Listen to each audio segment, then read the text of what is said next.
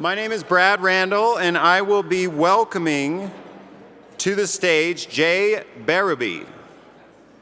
Jay is a co-founder and CRO of BetterWho. He is a seasoned coach and consultant with over 2 decades of experience in real estate and property management. He's sold over 1,400 homes and managed over 3,000 properties. His expertise extends to cutting-edge technologies like ChatGPT, AI, and he has been known as an industry leader in our space. Known for his ability to enhance team performance, generate leads, and develop strategic plans, Jay empowers clients to overcome challenges, avoid costly mistakes, and reach their ultimate goals. And I've had the honor of getting to know Jay more and more over the last couple of years, and he is as genuine and kind as they come and as knowledgeable as they come. So we are honored to have Jay Barabee here, so please welcome him to the stage. Thank you very much. And Brad, thank you for those genuine words. I asked Brad to keep it short. Thanks for doing the abridged version, my friend. So I know you guys are probably thinking the same thing as me. I've been putting in my application to speak at Broker Owner in different capacities over the years, and I've always wanted to do the last day after lunch when everybody has the most energy. And here we are. Super excited to be here, guys. Thank you. Yes, good. All right, so today we're gonna talk about setting clear expectations, specifically not just with the owner and tenant onboarding process, but also what if you could get owners and tenants to do whatever the heck you wanted them to do? What if you could train them and flip the script from being a property manager to an asset manager and actually have opportunities to sell more brokerage or identify other opportunities or to reduce friction or to reduce churn? About half of the doors that you lose in the first 30 days of signing the PMA. And that is what is exciting that we're gonna cover today. Now, whenever I come and do these talks, a lot of people know Jay as the AI guy. So I get those questions like, why do you do it, Jay? How do you do it? Can I do it? Because it's so confusing and overwhelming. And those are typically just questions about my hair. To answer the question, 42 seconds from dry to high, and there we go. So I didn't always have long hair. And I always didn't just do full-time coaching consulting. I used to be a property manager just like you, 20 years in the trenches. We would always say that property management is the sanitation business of real estate. It's down and dirty, and we gotta do the work. And we're not just dating someone. It's not just a one-night stand like in a transactional relationship like brokerage, but it's a relationship that we have to cultivate, and that's why we're talking about setting expectations today. I went from 0 to 350 doors in 2 years. I laughed because I made a mess the whole way in those 2 years. Learning and making all the mistakes and having all of the angry landlords and the frustrated tenants. But what we learn from makes us stronger. We view problems as opportunities. And I started learning that, and then we started building our business and getting it to where we want it to be. Sold 1,400 homes in 15 years. We place remote team members at BetterWho, and we do coaching and consulting. The only thing that makes me different from you guys is that I made more mistakes. So we're gonna cover 5 topics. And so first we're gonna cover what happens when you have bad expectation setting. Then we're gonna talk about how to set clear expectations. The best practices.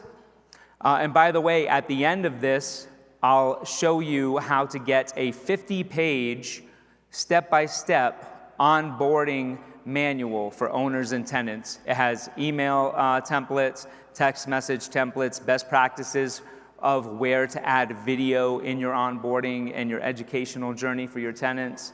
So I'll give you guys that at the end. Well, it wouldn't just be Jay Barabee if I did not talk a little bit about AI and automation, if you guys don't mind. And five-step action plan. So, if you're like most property managers, you come to a conference and you get all of these great ideas, right? So who's gotten some great ideas since you've been here? Put your hands up high. Awesome, look at you guys, see? Setting expectations for y'all to raise your hand when I ask you to. So let's keep that going.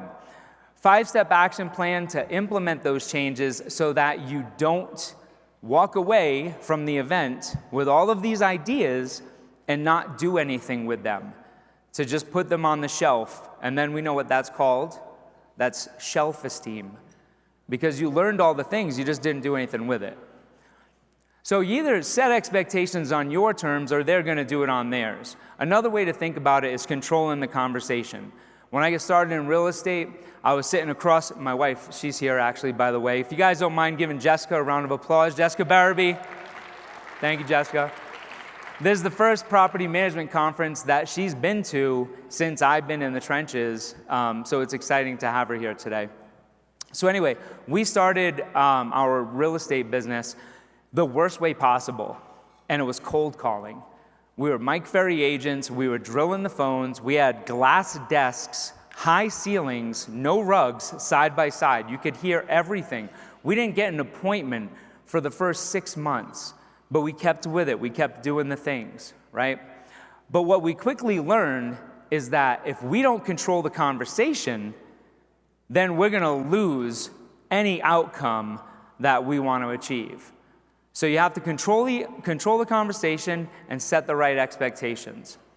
So I think we've all had tenants before who maybe have had the wrong expectations, where instead of the first of the month, thinking that's when rent's due, they pay on the 5th or the 6th or the 7th, and then sometimes we make exceptions, and it doesn't really turn out good for anybody if we don't have good expectations in place.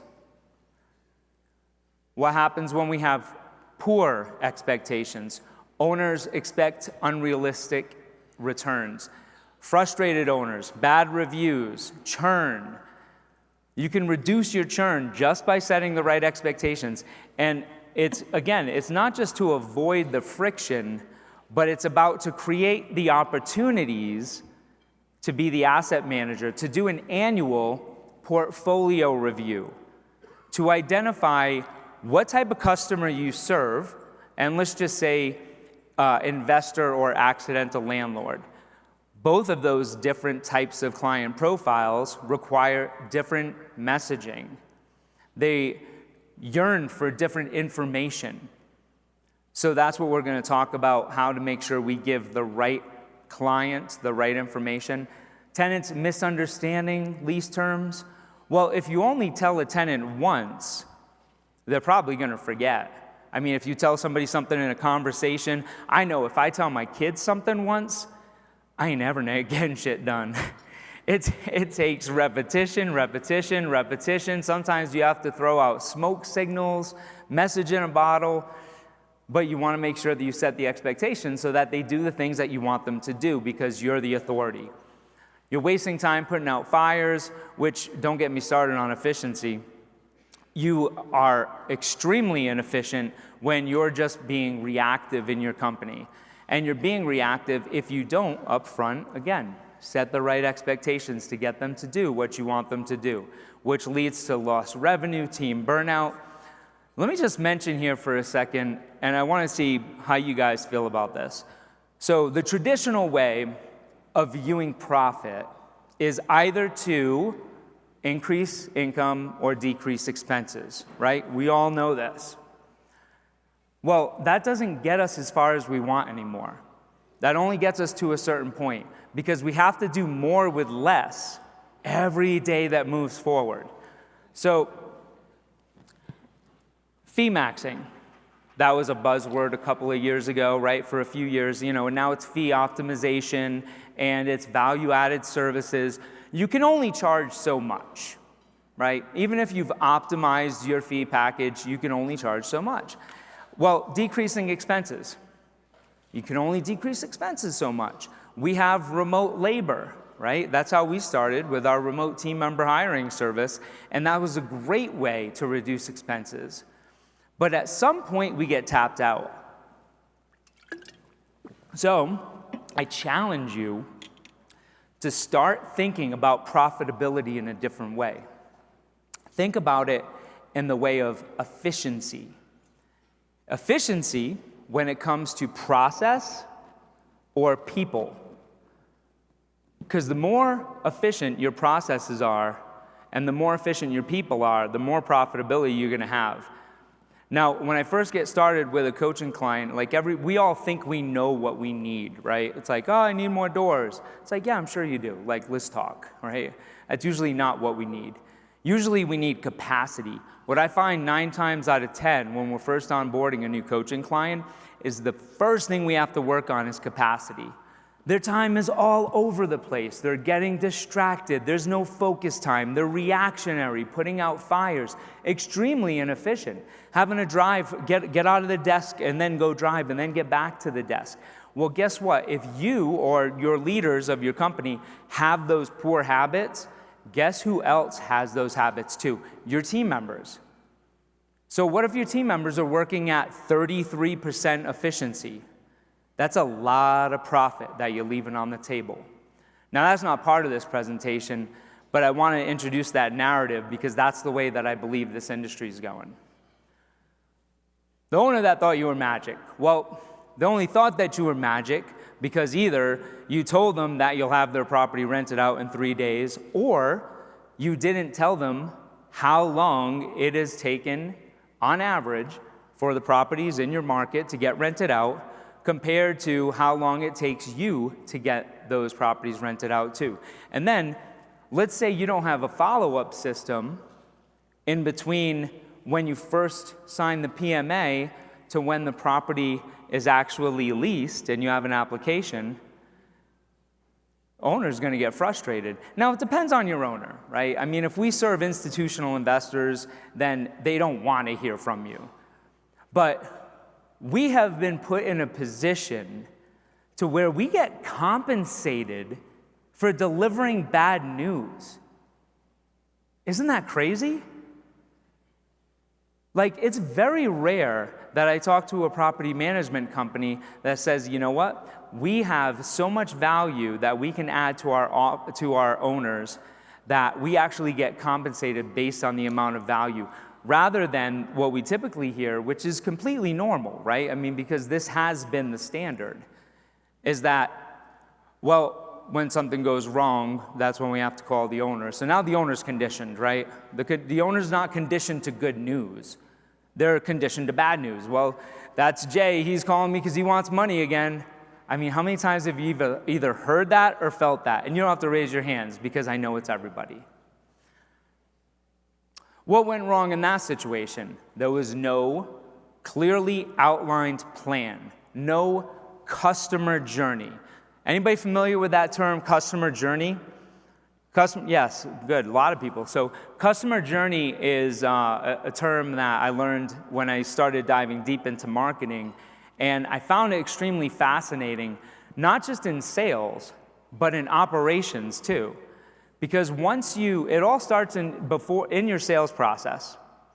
Setting expectations starts right there in your sales process, even before your handoff to onboarding.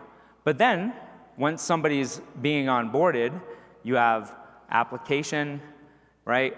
You have move-in, you have rent, the first rent check that's being collected, all of these different emotional parts of the journey.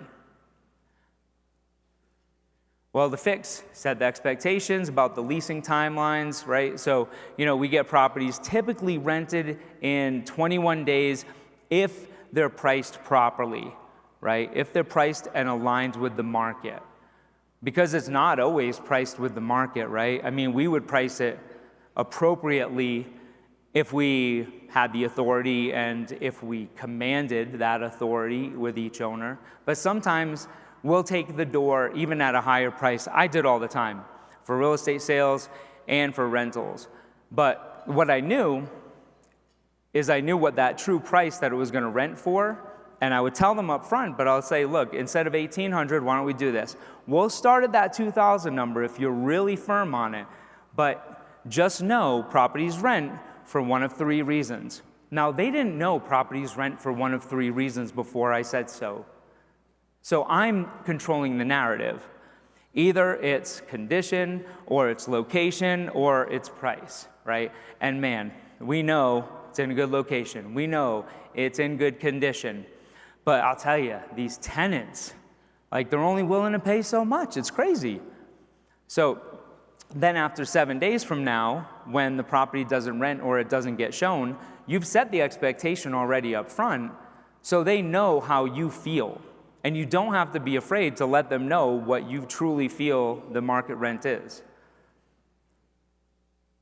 10 that didn't read the lease. Pets are allowed. They sneak a pet, or they just aren't aware because maybe in the onboarding experience, they didn't read the lease from beginning to end, which, by the way, I've never really understood. I never thought that there were other people out there that would fully read through a disclaimer for an escape room before you went in and did the escape room. But Alexandra, our ops manager, I found that when we went to an escape room this week, she read through the entire disclaimer before she would sign off on that thing. And I was like, would you go? Can we get going? Yeah. So, detail-oriented or not detail-oriented, whatever, we have to communicate with them a large number of times and as frequently as possible and in different methods based on the avatar, and we'll go right into that. So what went wrong with that one? There was no clear education. Now, if we had a couple of videos or a couple of emails framed to what we wanted them to know, so think of the questions or problems that you receive in the first 30 days of onboarding a new tenant or a new owner. And I'll tell you, if you have a pen and a paper, write down one or two of those, because that's one of the topics that you need to educate your landlords or your tenants on as you're onboarding them. Because you want to solve the problem before it's a problem. I'll revert it back to cold calling. We wanted to handle objections before they ever came up because we know what they're thinking. And now you guys have managed a lot of properties. You know your landlords. You know your tenants. You probably know what they're thinking along the way. The fix, lease terms, multi-touch messaging, email, video, onboarding portals, starting small. This is like ideal situation, right? And then the sales to onboarding baton drop. This is the biggest problem. You've spent all of the time, all of the money to get that new door. And now you're just letting it walk out the door because you don't have a solid onboarding process in place. Days go by, silence. Every time the phone rings and it says the landlord's name on it, you don't want to answer it. And you're like, geez, I don't want to deal with that right now. And then they get frustrated. And then if you call them, they're just expecting bad news. Poor handoff. And this is so important because this also prevents typically the small business owner to do what they need to do and work on the business because they're afraid to hand it off to anyone else. Most of us have been in that stage of business. We don't want to hand it off to someone else because they can't do it as good as us or as fast as us. But then we start handing it off to someone else, but we don't let the client know. So what if you were to flip the script and you were able to introduce the next point of contact in an email, a short video? Imagine this, right? A 5-second video of you and your team having handfuls of confetti and just saying, hey, congratulations, throwing it up in the air. And that's the email that the owner gets when they get their first rent check, which, by the way, what's another headache that you have in the first 30, 45 days of a tenant moving in and a new owner, right? They don't expect that their first their first owner proceeds are going to be as low as they are, right? I mean, like they think they're going to get the full rent. So educating them ahead of time and letting them know what to expect is going to reduce that friction. Structured onboarding process. Well, like I said, I'm going to provide you guys with one later. It's kind of choose your own adventure. You can just pick and choose what you might want to use. An intro video.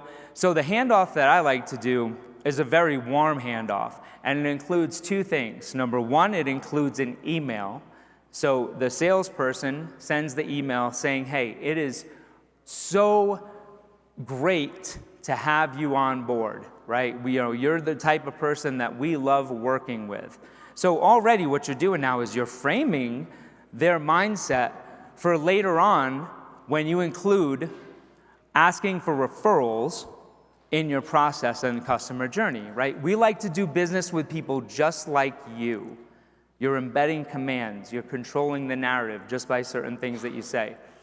Now, I got good news and bad news. Bad news is we're not going to get to talk to each other as we have been lately, right? But the good news is you're going to get to talk to Marianne, and you're going to love her 10 times more than me. So if you like working with me, you're going to love Marianne. Now, what are you telling them? Don't call me. Marianne's your point of contact, and she's a heck of a lot better than I'll ever do because you're just going to like her more, and she's just more proficient. So they also now, you're transferring trust. Trust has to be earned, and it takes a long time to earn. But how quick is it lost? Especially in property management. That's why we have to be so careful and so intentional about how we operate.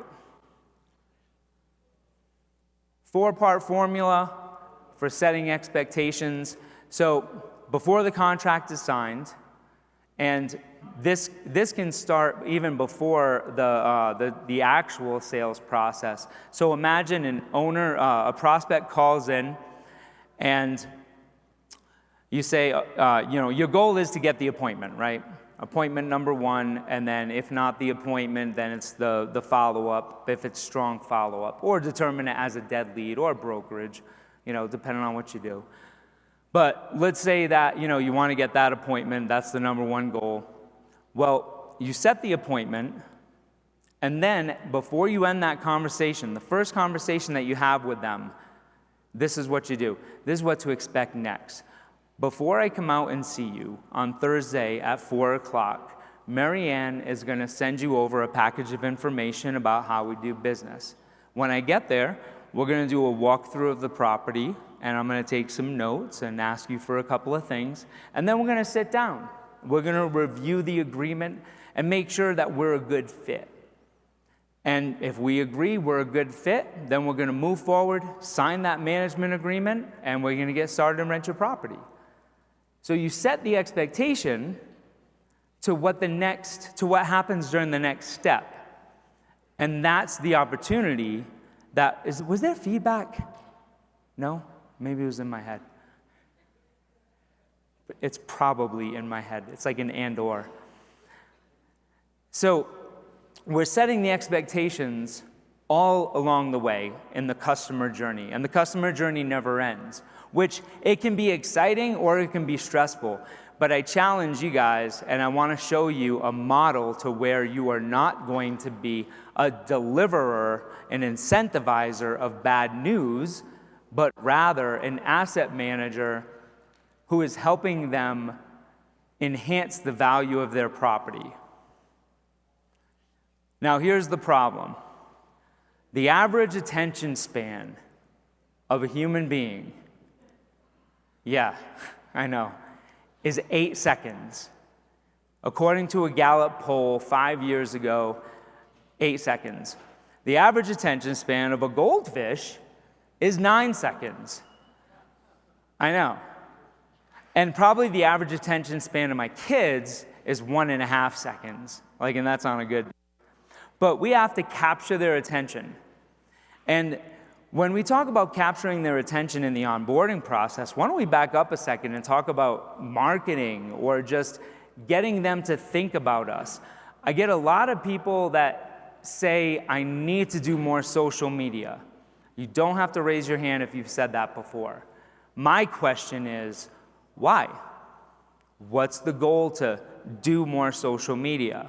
Because maybe you need to do more social media or maybe you don't, but what's the purpose? What are you trying to achieve? And to capture someone's attention through whatever your marketing channels are is hard enough. Now you have to keep their attention. Man, you ever try keeping somebody's attention with ADD? Yeah, not easy. And that's pretty much all of our owners and tenants. Owners only absorb about 20% of what you say in a conversation. You have to say it, you have to have it on video, you have to send it in an email. But here's the good news. All you actually have to do is shoot a quick video, minute-long video for every step of the way, and then AI can turn that into your email template. It can embed the actual video. It can turn it into an audio, because everybody has different ways that they like to consume information, right? Some people are podcasters, not me. Some people like to read books, not me. Some people like to listen to books, that's me, right? But we're all different, and I'm sure you can resonate with even just one of those three. So we have to be able to understand our audience and meet them where they are and have multiple points of communication. The fix, repetition, repetition, just like we were saying. And it's going to depend on the client profile. Like we were saying before, if you have an absentee landlord or an investor, everybody wants to be communicated with differently. And it's the same thing with our tenants. In which manner do most tenants nowadays like to communicate? You're right, say it. Yeah, exactly, text. They want to text. That's cool, right? The world's changing. We got to change with it. Just like I was having a conversation before with a property manager, we were talking about AI, and it occurred to me the conversation has been, do I implement AI? How do I do that? Do I wait? And then I started thinking, it's like having a cell phone.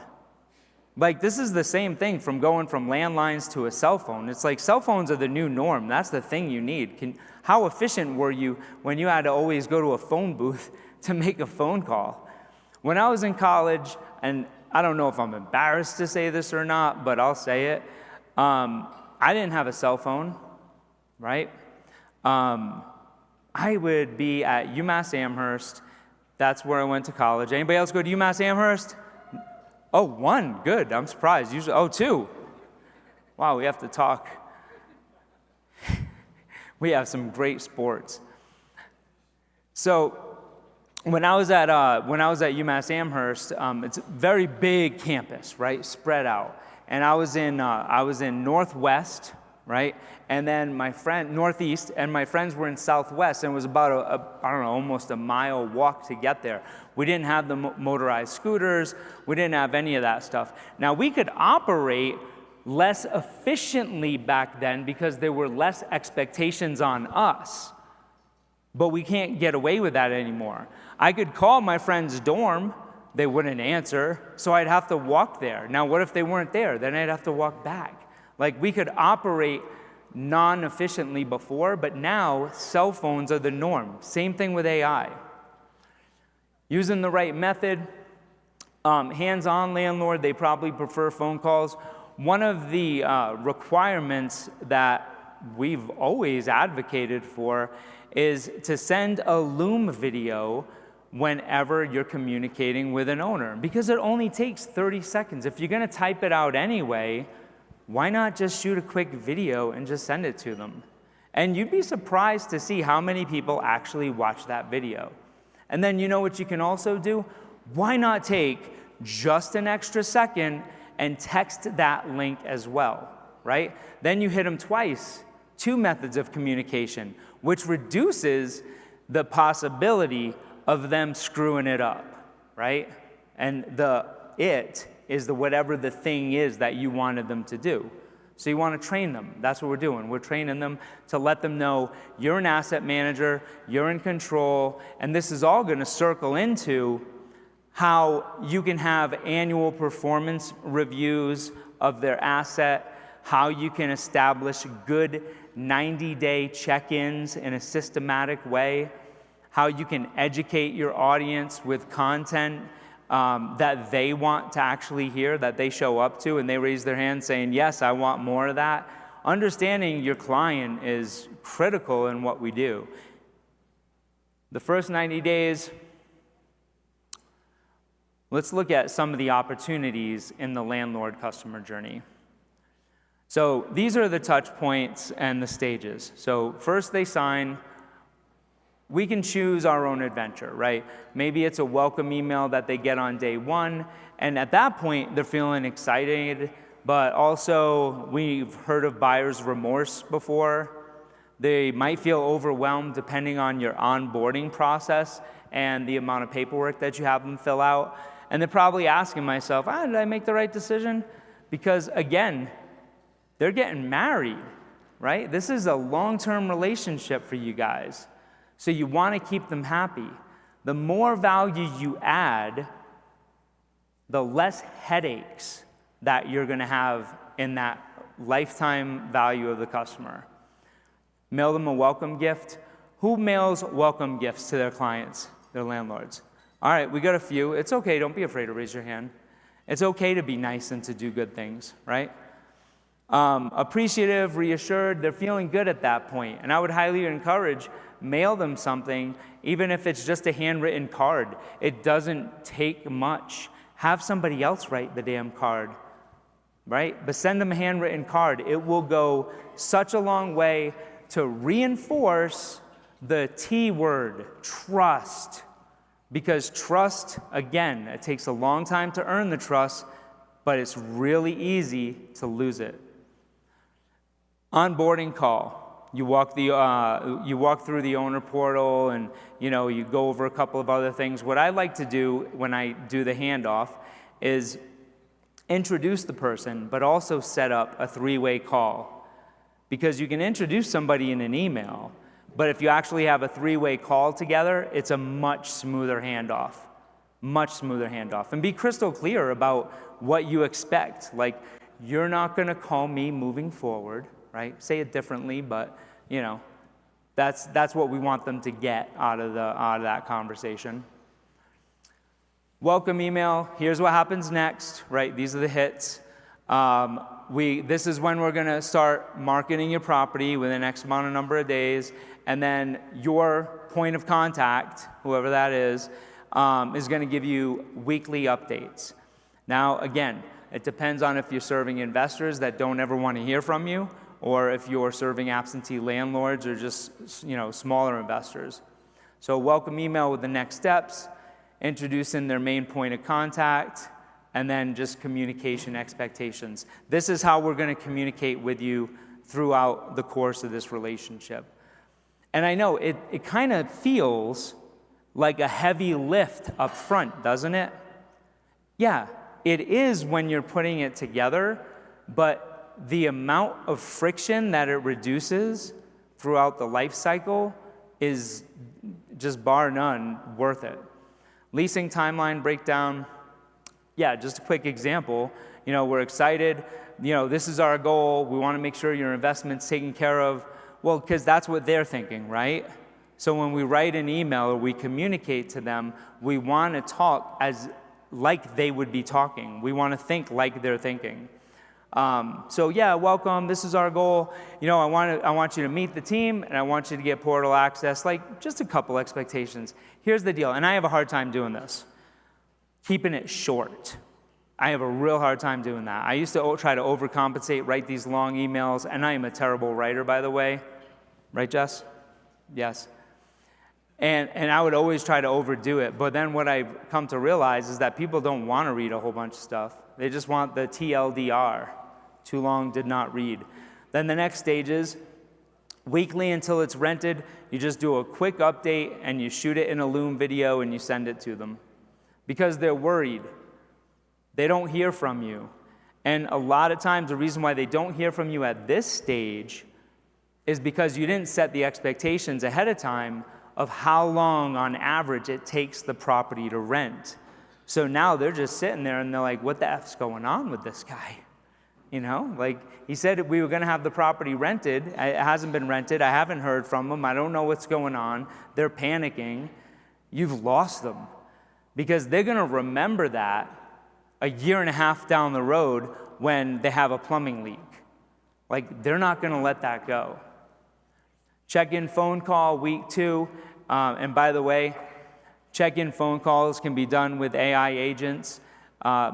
They actually have, in my opinion, more empathy than a lot of human beings. And you scale once, train once, and scale forever. You don't have to continue to train AI.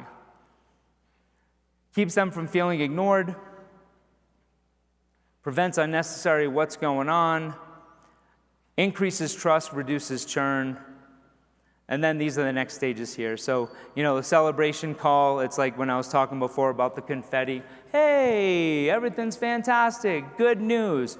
And actually, if there's 2 words that you can always keep top of mind before you or your staff makes a phone call to a client, it's good news. Hey, I have good news. I mean, it could be really bad news. But if you start it by saying, I have good news, and then just figure out how to frame it that way, then they're gonna think the news that's coming is good news, you know? Hey, good news, like we got a tenant for your property, and like might not be the most ideal tenant, but they fit the selection criteria, and like you know that it's a good fit, but they said that they didn't wanna take such and such like up front, right? But it's always good news. Good news, we just, like there's bad news too, you know, the toilet's not working anymore, but good news, we found another toilet on sale. You gotta give them something. When the tenant moves in, when they get their first rent check, I mean, how powerful would it be if you were just sitting there with a stack of $100 bills near you and just saying, hey, I'm just hanging out, waiting to give you this money because you're not gonna have to do anything from now on. You just wait for your phone to ding once a month, and that's gonna let you know your owner proceeds are in your bank account. So over the course of our relationship, I'm gonna be depositing this money into your account and looking for your investment. So you can do what you set out to do in being an investor, right? You wanted more time and you wanted more freedom, which is the same reason why you got into business in the first place. And then post 90 days, this is where we start evolving into the quarterly performance updates, where you can do an asset review with them, or just making a quarterly call. It could be just as simple as that. Hey, just wanted to check in, right? I was just thinking about you. These are different ways to frame it. Instead of them expecting only I got bad news call, pay me money. So good news calls are awesome. So condition them to good news calls. And then when you do a good news call, guess what you have a great opportunity for? A referral, yay. I knew it. After lunch, last day, come on guys. Thank you, there you go. I knew you had it in you. I told them, I said the 2025 NARPM Broker Owner is gonna have the best crowd after lunch on the last day. So thank you guys for being that. Lease renewal prep, 120-day lease renewal discussion, and you know, you might do 90, you might do 120, whatever your policies are. You might not have a policy. You might be scrambling 15 days ahead of time. If that's the case, you might want to talk to us at BetterWho later. But lease renewal prep, having a system in place to where you're intentional about that communication because it's part of the system. And then just think, what problems do you want to solve, or what questions do you want to ask 120 days before lease renewal? Would you like to ask the landlord what their intents are for selling? Would you like to know if they're looking to acquire more properties? This is the perfect opportunity. Owner strategy on the annual. Some of the tenant key topics to address, right? Some of the things that you can be proactive about to communicate to the tenants so that you avoid those issues. For the longest time, and my wife has always pushed me in the other direction, but I've been very resistant because maybe I'm the typical husband or just a hard head.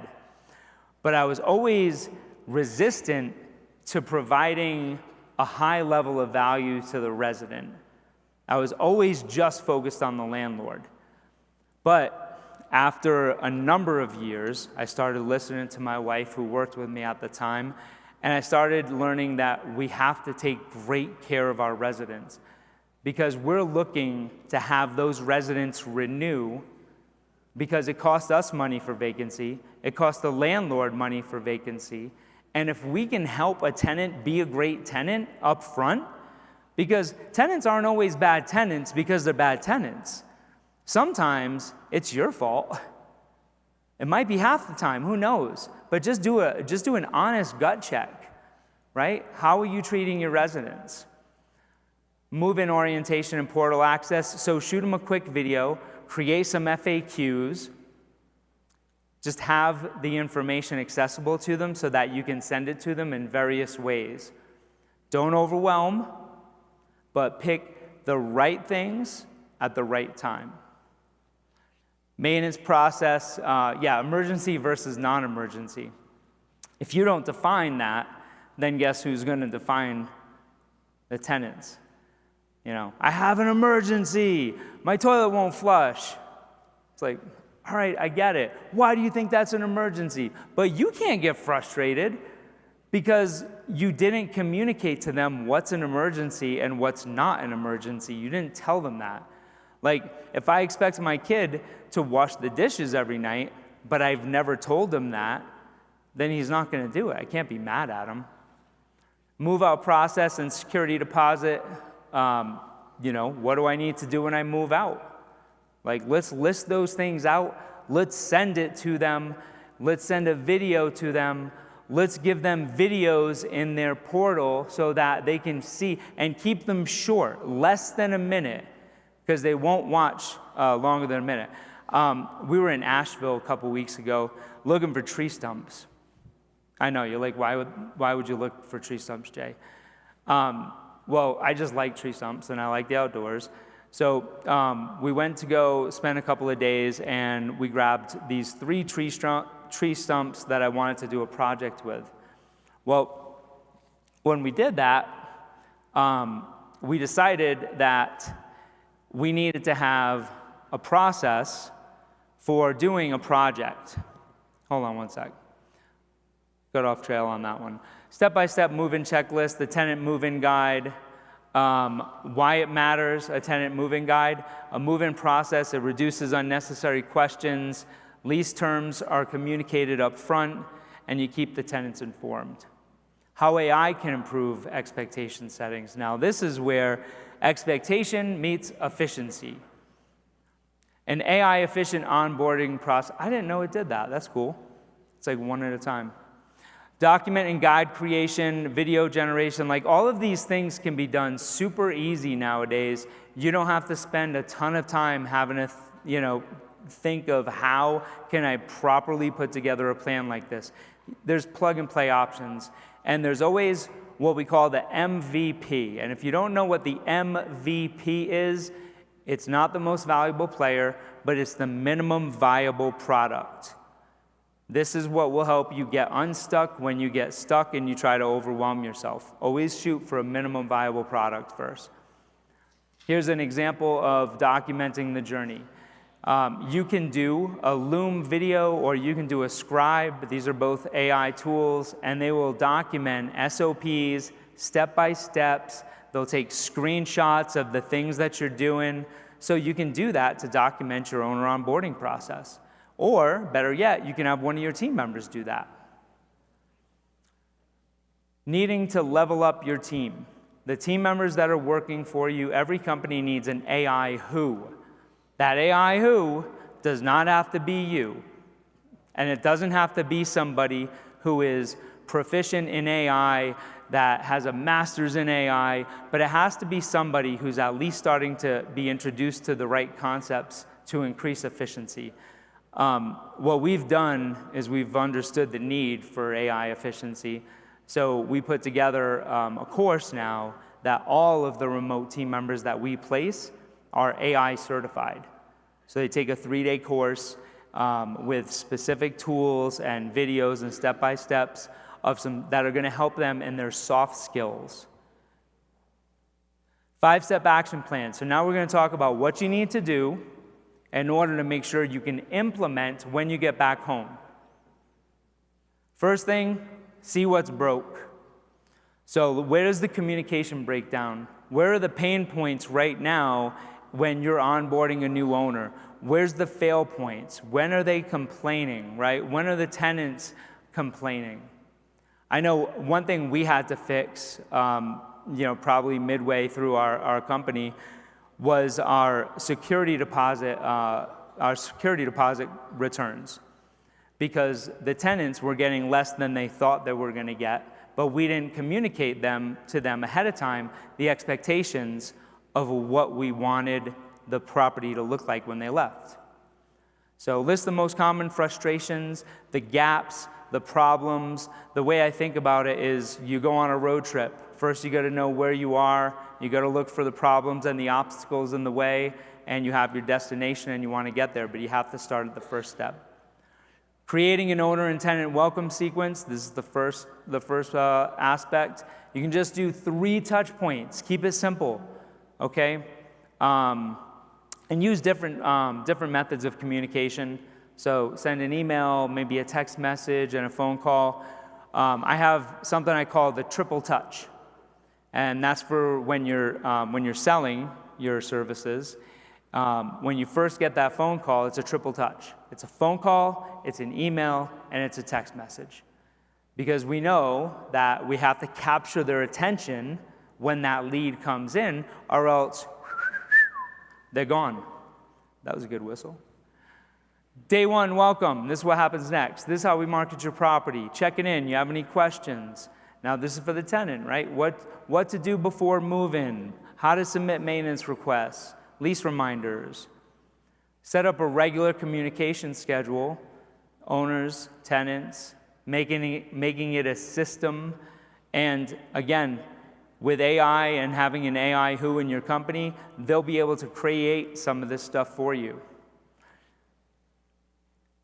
Automation, AI, something we've been excited about is you see a lot of AI agents out there, which are fantastic. There's some vendors in there, specifically even BetterWho and Apply that are doing some amazing things with AI agents. And the way that we think of AI agents are everybody has a name. This is BetterWho, by the way. Sorry, Jess, I keep picking on you. Something my wife didn't know is that I created her image based on my wife, and then she asked me, she didn't know that, and then she asked me the other day, she's like, hey, she looks like my mom. I just kept my mouth shut. But there's a lot of AI agents out there, which is great. Betty, what she does is she works within your company. So she'll walk you step by step and ask you the questions to document your policies and your way of doing business specifically. Over a decade in coaching and consulting, we've been working on, documenting everything and putting this type of stuff together. So we're really excited about that, because that's the process efficiency part with AI, And then measure and adjust. If you're doing business the right way, if you're doing business the best way, you're tracking a lot of metrics. And if you're not, start tracking a couple of important metrics as it relates to implementing this. And I would recommend owner churn rate, number 1. Track your churn over the course of a year once you've implemented your new process, and see how many more owners you end up keeping and don't end up walking out the door. Like I said before, and I just want to let you guys know, pretty solid, 34 seconds left. I'm going to say I nailed that. I'll take a round of applause for that, guys. Come on, everybody likes being on time. I respect your time. We set expectations at the beginning. This was going to be 50 minutes. We're not going to go over. If you guys want this guide, it's 40 pages. It has email templates, scripts, everything for owner and tenant retention and onboarding. And it lists out those stages and all of those great things. Man, I keep talking right now because I want 4, 3, 2, 1. Game over. Thanks, guys.